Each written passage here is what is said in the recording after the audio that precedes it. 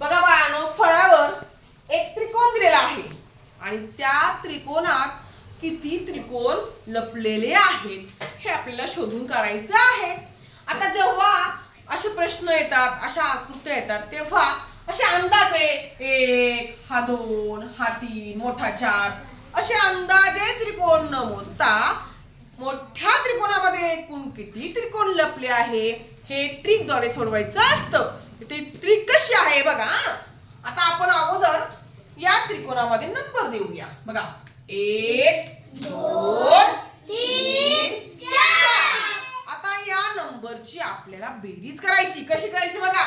1 अधिक 2 अधिक 3 अधिक 4 म्हणजे आपल्याला या दिलेल्या नंबरची बेरीज करायची.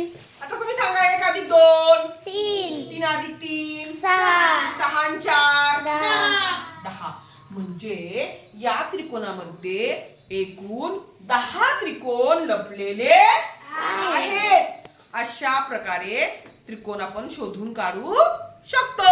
समजलं का तुम्हाला? हो. ओके.